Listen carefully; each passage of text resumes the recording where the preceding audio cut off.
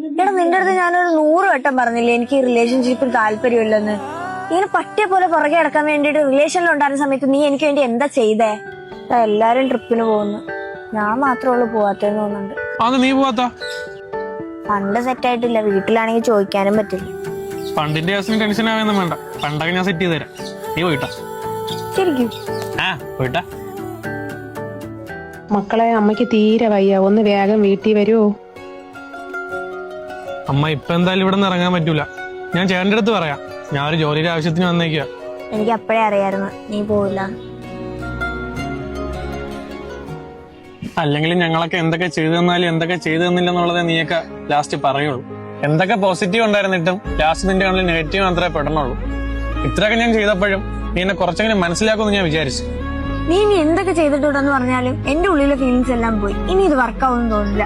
ദയവേത് എന്നെ ശല്യപ്പെടുത്താതിരിക്കാൻ പറ്റുമോ? അത് സത്യമാണ്. എത്രയൊക്കെ നമ്മൾ അവർക്ക് ചെയ്തു കൊടുത്തെന്നായിരുന്നാലും അവരെ ഇറങ്ങിപ്പോകുമ്പോ അല്ലെങ്കിൽ അവരെ ബ്രേക്കപ്പ് ചെയ്ത് പോകുമ്പം നമ്മളൊന്നും ചെയ്തിട്ടില്ല എന്ന് തന്നെയാണ് പറയുക. അത് എത്ര എന്ത് വലിയ കാര്യം ചെയ്തിട്ടായിരുന്നാ പോലും അത് അവരുടെ കണ്ണിൽ കാണൂല. നമ്മളെടുത്ത എഫേർട്സ്, നമ്മളെടുത്ത എല്ലാ കാര്യങ്ങളും അത് ജസ്റ്റ് ഒരു പുല്ലുവില കൽപ്പിച്ച് അവർ ഇറങ്ങിപ്പോകും. ഒഴിവാക്കണം അല്ലെങ്കിൽ മനഃപൂർവ്വം മതിയായി ഒഴിവാക്കണം എന്ന് മനസ്സിൽ വന്നു കഴിഞ്ഞാൽ അവര് പറയുന്ന ഏറ്റവും വലിയൊരു കാര്യം, നീ എനിക്ക് വേണ്ടി എന്താ ചെയ്തേ?